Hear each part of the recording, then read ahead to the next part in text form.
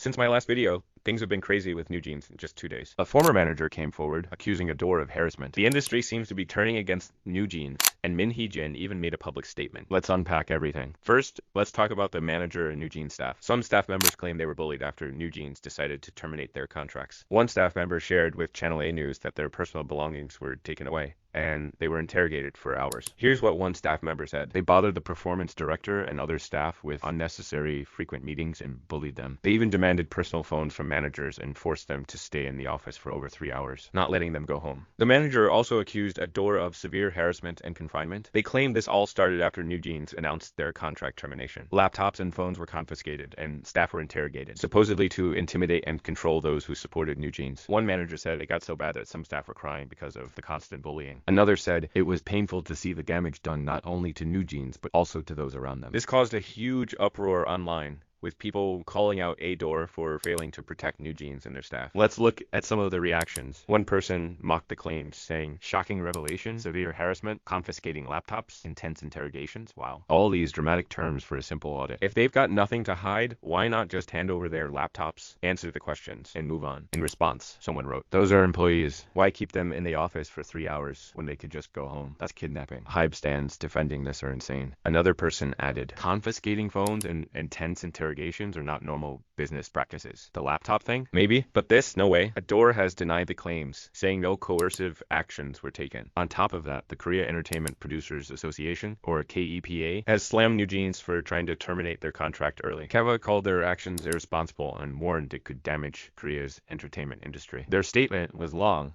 but here's a breakdown of the main points. 1. Contracts are based on trust. KEPA said exclusive contracts rely on mutual trust. They criticized Newjeans for ending their contract without providing solid evidence to back their claims. They also called out the group for making demands that went beyond their original agreement, saying it was irresponsible. Tampering allegations. KEPA has raised concerns that Newjeans might have been influenced by third parties or former agency personnel to break their contract. If this is true, it's a serious issue because tampering undermines the trust that keeps the industry functioning. Impact on the industry. KEPA warned that Newjeans' actions could set a dangerous precedent, making investors more cautious about supporting K-pop artists. Agencies spend significant amounts on training and promoting idols, and sudden decisions like these could hurt the industry's growth and sustainability. KEPA demands are: 1. Newjeans should withdraw their claims and stop any independent activities. 2. The group should return to discussions with their agency to resolve the issue. 3. A thorough investigation into any illegal tampering should take place. Call for government action. KEPA has also urged the government to introduce stronger measures to prevent situations like this in the future. They emphasized that these disputes don't just hurt companies, but also the employees working tirelessly behind the scenes. In short, KEPA sees this incident as a major threat to the K-pop industry, and is calling on both the group and the government to take action to safeguard its future. Looking at the top responses, one person wrote, "It is pointless to apply logic and reason with Bunnies and Minji supporters. They will just rage as long as you do not reconcile your version of reality with theirs. Anything that does not go their way, they will find a ridiculous excuse for or attempt to divert attention with irrelevant topics. Like we have said since the beginning, this will not end well for MHA and NJ. The law does not favor them." In response, someone said, "This person wants to talk about logic when all the Hybe writers do is just troll." Comments like these are everywhere. And it feels like people are treating this as some kind of win-or-lose game rather than focusing on the real issues. There are 5 major associations in K-pop that tackle various industry issues. Korea Entertainment Producers Association, KEPA, Korea Entertainment Management Association, Recording Industry Association of Korea, Record Label Industry Association of Korea, Korea Music Content Association. These groups have done some important work in the past, especially when it comes to protecting minors and idols. For instance, they helped create the Lee Seung-gi Crisis Prevention Act. This act introduced legal revisions to protect artists from exploitation, with clauses on financial transparency to prevent cases like Lee Seung-gi's unpaid earnings.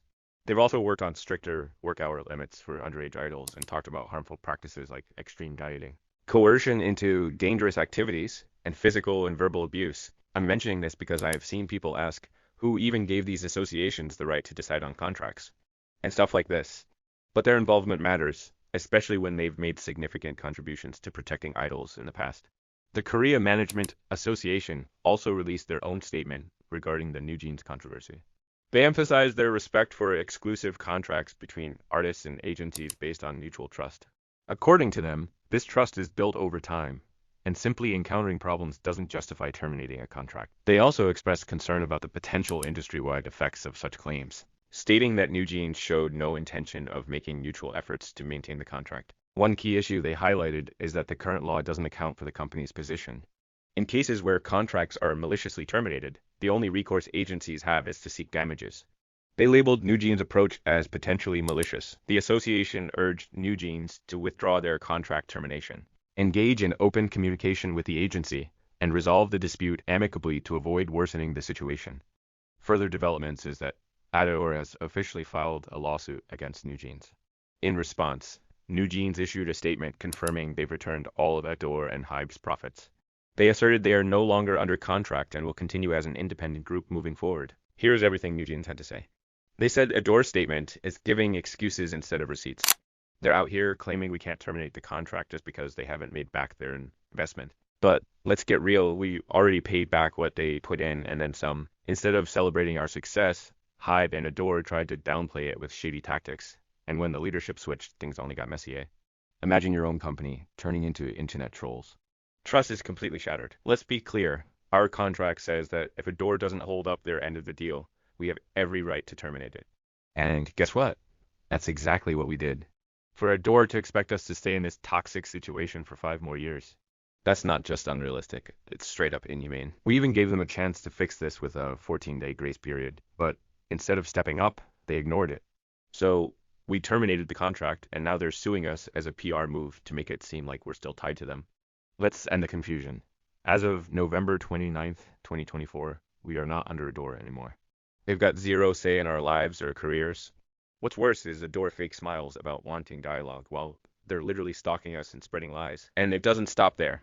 They're targeting our managers, stylists, and makeup artists, confiscating laptops, questioning them like criminals, and leaving them in tears.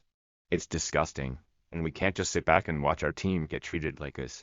Yes, the road ahead is going to be tough, but we're sticking together. The 5 of us, we're fulfilling the schedules we promised. But we're dreaming of the day we can finally meet our fans again under better circumstances. We'll keep fighting no matter what they throw at us. To our fans, thank you for sticking by us. Your love means the world, and we promise to keep chasing our dreams and bring you the music you deserve. Let's keep moving forward together.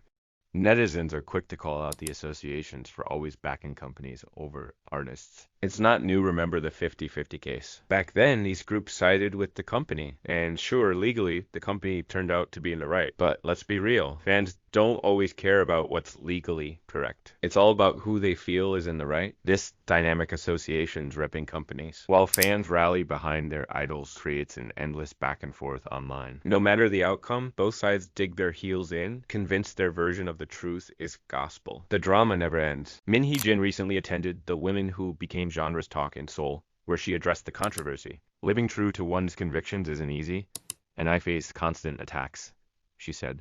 It's exhausting to respond to false accusations all the time. You have to endure injustice and prove yourself through results and genuine actions. Words are meaningless if they're not backed up. Ultimately, your work speaks for you, and that's why it's so valuable. She compared the situation to a religious war, saying, even when you tell the truth, people don't believe it. I can confidently say I'm suffering more than anyone here. People only believe what they want to believe. Min also shared her personal hope for a swift resolution to the lawsuits, adding, time doesn't move at my will.